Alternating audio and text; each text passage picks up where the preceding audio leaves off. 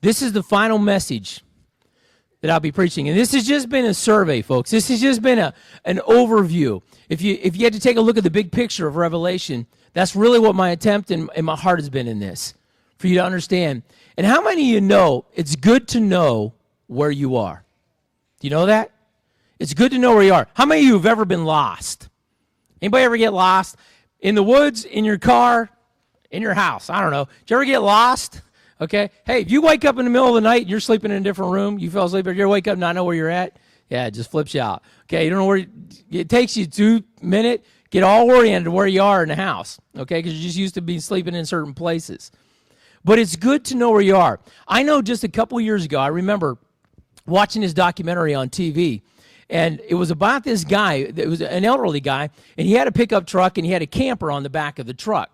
And what he was doing with the truck was he was traveling across country, and he got out in the western states, close to the Rocky Mountains. And it was the time of year when you can have snowfall in the mountains, but you might not have it down in the lowlands.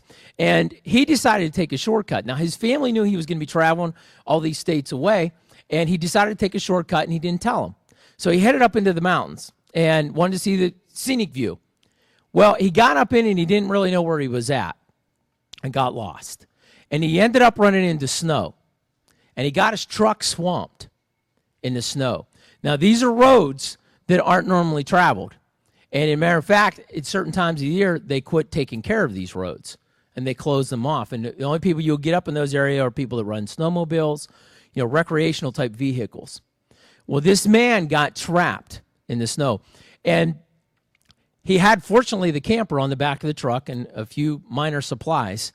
So he spent the first day or two in the vehicle figuring he wasn't going to get to his destination, somebody would come looking for him. And they did. His family got worried sick. They sent rescue people out. They were looking for him on the highways, searching. They thought he went off the road somewhere and wrecked. But he was trapped up in these mountains. And this man had pen and paper, and he was chronicling, he was writing down, journaling exactly what was taking place in his life as he was spent time alone, caught in this snowstorm. And he waited 3 or 4 days figuring a rescue would come. But what he didn't realize is that his body would begin to weaken. He had very little food. So his body began to weaken up. And he did attempt to do a walk to try to see if he could see something, and he came back to the truck. And what ended up taking place is this man spent time journaling day after day, and nobody could find him. He perished in the mountains. He died inside that camper. And they showed the writings, and he ended up realizing that nobody was going to be able to find him, and he began to send messages and write letters to his family. And he sent those messages, and he figured if anybody found him, they'd get to his family. And he got so weak that his writing got bad. And shortly after that, they figured he passed away. He died of malnutrition. It's good to know where you are. Because if you don't know where you're at, it can kill you. If you don't understand where you are, and very inopportune time, something can take place and it can kill you. And this can happen spiritually. It can. And it happens that way. It may be a sunny day when you're traveling along, but if you do not know where you're at spiritually, it can kill you. So, as we go in and finish up Revelation, I want you to have that in your heart today. I want you to have that in your mind. That if you don't know where you're at in the timeline of life, in the timeline of eternity, and in the timeline of your spiritual walk, it can kill you. It can end your life. And it can kill others. And that's why it's so important for us to share the message. Now, where have we gone up to this point? Where are we at in the place of things? And that's what this really has been all about. I've been talking about where are we? Well, we've gone through, and we've talked about, we've come to realize that we are the church of Laodicea. Okay? If you look at your Revelation chart, you'll see the churches over there. That's where we started out the first Sunday. And we came to find out that where we are in the timeline of the church age is we are the church of Laodicea. We are the sleeping church. This is the church age that is asleep. They're not looking for the coming of Jesus Christ. They're not looking for what's taking place. As a matter of fact, we're going about the same things we've always done the same way, all the time. People are given in marriage, right? It talks about just be like the days of Noah. People just keep cruising along with what they're doing. And we live in that church age. We live in that time as a general rule. The next event that took place was the rapture of the church, where everything changes, where the saints are caught away. Jesus returns, he comes in the clouds, and the saints are caught up to meet him in the air. We talked about, man, when I was a kid, they preached on this all the time. I did more rapture checks when I was a kid than you could shake a stick at. Man, I was constantly looking to see, make sure people didn't get taken and I was left behind.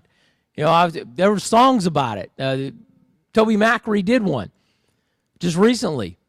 I remember the Left Behind songs. Just me? I'm the only one. Okay, they remember that, but there were songs. And the rapture takes place, and that ushers in the coming of the Antichrist. It ushers in the time of the 7-year tribulation period, the time of judgment. The first we call it the tribulation. The first 3.5 years, and then there's the second 3.5 years. The second 3.5 is called the Great Tribulation. That's where we're going to end up today. We're going to be talking about. And during that time, this leader, the Antichrist, the one, 666, right, is going to come into play. The mark of this man. And he is literally going to place a mark on people. We believe it's going to be a computer chip, possibly a nano chip. And how many remember, you won't buy or you won't sell? I was just in the grocery store yesterday. I thought about that while I was standing in line. If this was tribulation time, I couldn't walk in there and buy groceries unless I took that mark of the beast, unless I vowed and my allegiance and my worship to the beast. Now, they're not going to call him the beast. He's going to be a world leader. He's going to have a name. I wouldn't be able to go through there and buy groceries. I wouldn't be able to purchase anything that I need. Supplies from, I got 3 hungry teenagers. They like to eat. I wouldn't be able to buy them food. I started thinking about that time period and things that were going to take place. So that runs us up to the middle of tribulation. Now listen, there's a lot of things I haven't covered by any stretch in detail. But we're getting up to it. And if you've got your Bibles, I want you to turn to Revelation chapter 12, and we're going to pick up. Now, smack in the middle of these chapters, where it's describing what's going to take place, chapter 12 comes into play. And if you read chapter 12 reads like a story. It has these major. Now, if you put the picture up I have, chapter 12 talks about, it almost reads like a science fiction kind of thing. Kind of Lord of the Rings, kind of thing. It's just science fiction in nature, and it has these creatures, the dragon and the woman who has a garland of 12 stars and is clothed with the sun. And it talks about the moon. And it talks about other stars that are at the tail of the dragon. And all these things. And if you're reading Revelation, you're thinking, what in the world is all this? And why is it placed right here? Well, this particular chapter is placed strategically.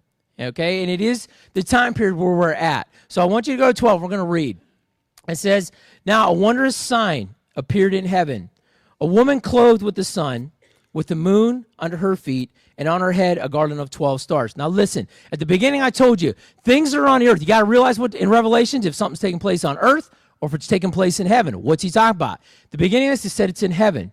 This is something visionary that he is seeing. This is something that represents other things. This isn't a literal thing that he sees. This is a visionary type thing.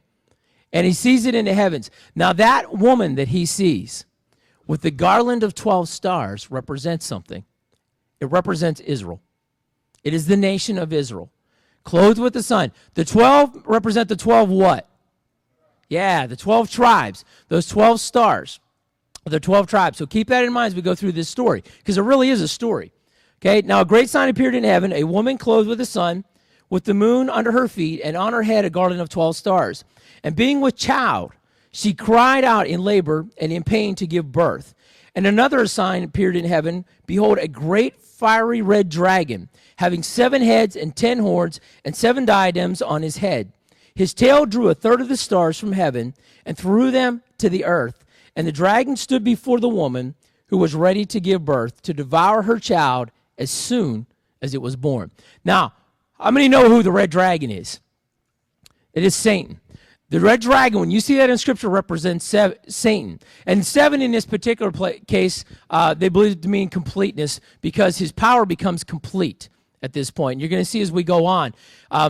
This is a time when Satan is going to rise up in that last hour, in that last 3.5 years during tribulation, and he is going to pour out. This is a time when he is going to be ruling and reigning on the earth. It is a short period. It is a short time. God has power over all, but his fury of the enemy is going to be unleashed in this last 3.5 years. That's why they call it the Great Tribulation. And it talks about the dragon. It talks about the woman who become pregnant. Now, Satan, you have to understand a few things about Satan. Sometimes when we get talking about the devil, and I wanted to stop here just for a few minutes and talk about this, because when we think about the devil, we think about, we've got these concepts that we have from America where there's a little dude in a red suit, and he's got a pointy tail, he's got a pitchfork and a couple horns, and he's down in hell stoking the coals. He takes his little pitchfork, stokes the coals up to torment people. That is not accurate. That is not what is portrayed in Scripture. You have to understand that Satan was fallen from heaven. When you see those stars, a third of those stars was a third of the angels. Satan was actually a created being of God. He was a cherub. He had an angelic and angel type qualities to him. He had great power. He was musical. It talks about this in Scripture where he was very musical. Literally out of his body would come music. It's interesting because he uses music even today in a great way to deceive and to twist and to turn. But he was this created being in heaven. And he rose up and he was glorious. I mean, he was a glorious creature that God had created, but in his heart turned. Notice God always makes us with free will. He always allows us to choose, even the angels in heaven. A third of the angels followed him. And he rose up in rebellion to God. And God cast him out of heaven. It does not say that he cast him into hell. Hell's reserved for those that have rejected God and are waiting for judgment. But he casts him out of heaven, out of the realm of where God is. In other scriptures, Satan is portrayed as the prince and the power of the air. How many of you have ever heard that? You ever heard that scripture quoted? He's the prince and the power of the air. Now, how could he be in hell if he was prince and power of the air? And you've noticed, if you read in Scripture, Job, when he was going to, when Job went through all his trials, the enemy, the accuser of the brethren, who's the devil, went up. Satan went before God and said, let me test your servant. He went before God in heaven. He is the prince and the power of the air. He is loose in the air. He is around in the air, in the heavenlies. They talk about the first heaven, second heaven, and third heaven. But in the realm of where God is, he was kicked out of God, where God dwells. But he is still free in the air. And he took a third of the angels with him.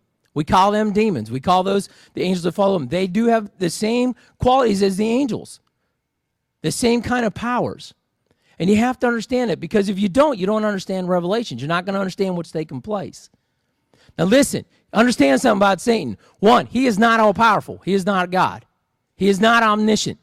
Okay? He only has limited power. Two, he is not omnipresent.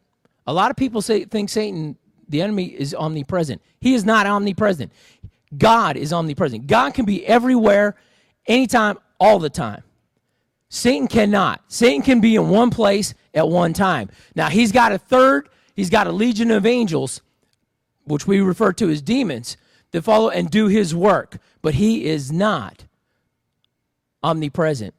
And listen, I'll tell you, you need to understand it. I'm going to just kind of sidetrack a little bit. You need to understand it for a couple reasons. He cannot read your mind. Do you know that? God can, but he does not have the power to read your mind. He goes off of what you speak. What you throw out in the air, that's what he hears. It's important what you speak. You're speaking, what you're speaking, he's hearing. And what he's hearing, if he's got, some workers close by, he's hearing what's going on. Sometimes I think we speak ourselves right into a corner. We spend time talking about all this and all that, and what, the things that are going on in my life and the horrible things I got taking place, and we just give them ammunition. We just throw them, hey, here's some stuff, use this against me. Why don't you work on my mind a little bit more with this? Listen, you don't need to blurt out everything that's going through your head. He can't read it. You need to take it to God. Take it in prayer, take it in your heart. But he's the prince and power of the air, but he does not read your mind. He cannot read your mind. He does not have all power. And you need